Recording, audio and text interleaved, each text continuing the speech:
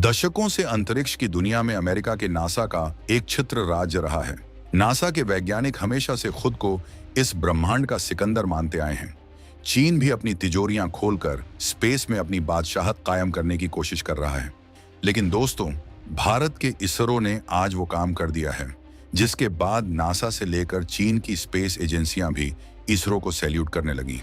इसरो ने स्पेस में कुछ ऐसा कर डाला है जिसके बाद अमेरिका का सबसे बड़ा अंतरिक्ष सम्मान भारत के कब्जे में आ गया है। अब सवाल है कि आखिर अंतरिक्ष के इस सबसे बड़े अखाड़े में अमेरिका जैसी महाशक्ति ने इसरो के सामने अपने घुटने क्यों टेक दिए? स्पेस में चंद्रयान 3 ने ऐसा क्या चमत्कार कर दिया कि नासा भी उसका लोहा मानने पर मजबूर हो गया और भारत को अंतरिक्ष विज्ञान के इस सबसे बड़े सम्मान से सम्मानित किया गया? जिस चांद पर अमेरिका आधी सदी पहले पहुंच चुका था, उसी चांद के लिए अमेरिका आज भारत को अपना सर्वोच्च सम्मान क्यों दे रहा है? आखिर क्या है गोडार्ड एस्ट्रोनॉटिक्स अवार्ड और क्यों ये सम्मान भारतीय अंतरिक्ष अनुसंधान संगठन यानी इसरो के लिए इतनी ज्यादा अहमियत रखता है?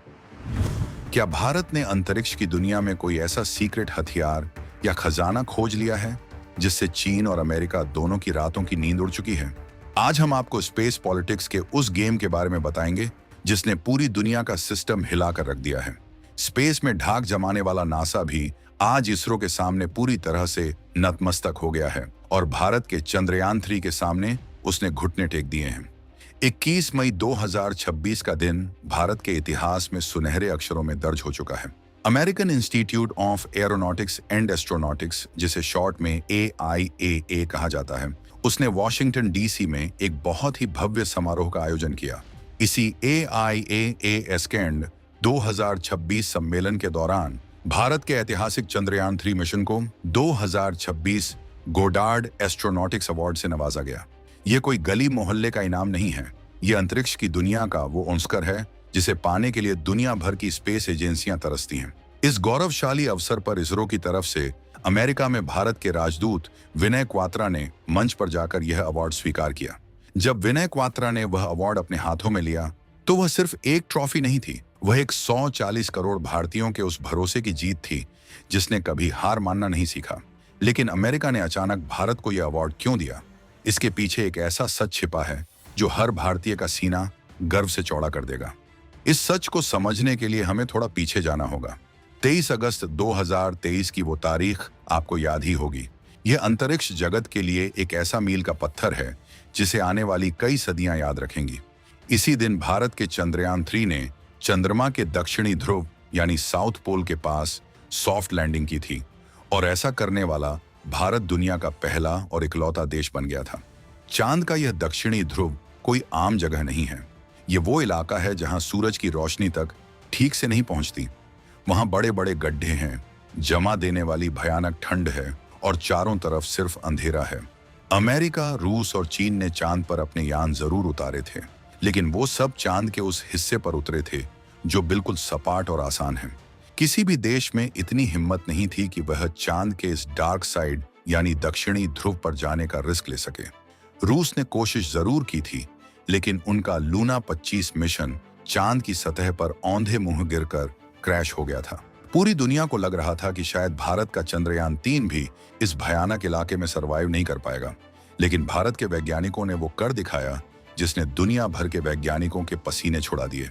चांद का यह दक्षिणी ध्रुव वैज्ञानिक और रणनीतिक रूप से इतना ज्यादा महत्वपूर्ण है कि जो देश यहाँ अपना कब्जा जमा लेगा, भविष्य के अंतरिक्ष युद्ध में वही असली बॉस कहलाएगा। चंद्रयान 3 के वहां उतरने से पहले किसी भी देश ने सतह पर जाकर सीधे कोई खोज नहीं की थी, लेकिन भारत के विक्रम लैंडर और प्रज्ञान रोवर ने वहां पहुंचकर जो काम किया, उसने नासा और चीन दोनों के होश उड़ा दिए।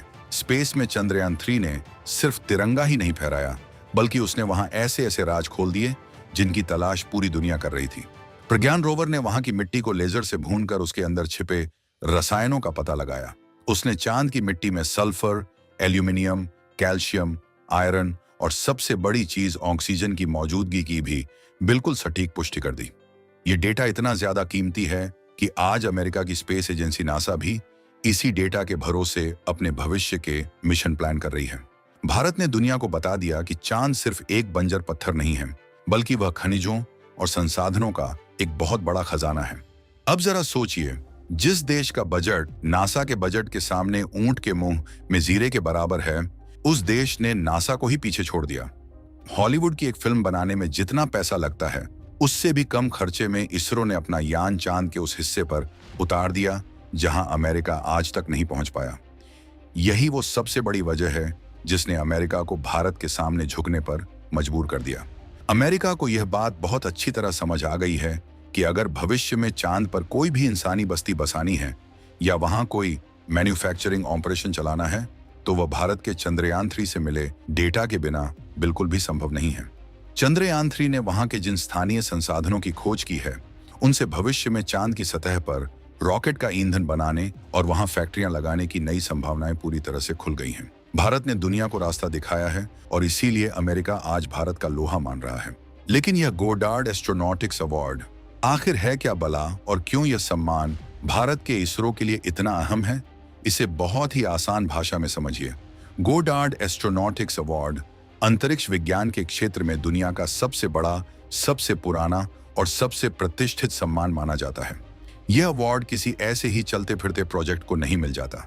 यह सम्मान सिर्फ उस इंसान या उस टीम को दिया जाता है जिसने अंतरिक्ष की दुनिया में कुछ ऐसा कर दिखाया हो जो इंसानी सोच से परे हो। इस पुरस्कार की शुरुआत श्रीमती गोडार्ड ने अपने पति रॉबर्ट एच गोडार्ड की याद में की थी।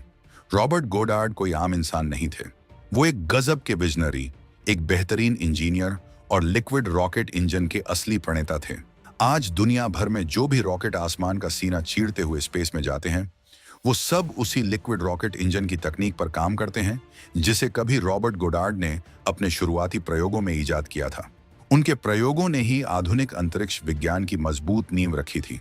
साल 1975 में इंस्टीट्यूट ने इस पुरस्कार के चयन के दायरे को पूरी तरह से बढ़ाते हुए इसे इसका मौजूदा नाम और स्वरूप दिया था। आज की तारीख में यह अवार्ड जीतना अंतरिक्ष के क्षेत्र में नोबेल प्राइज जीतने के बराबर माना जाता है।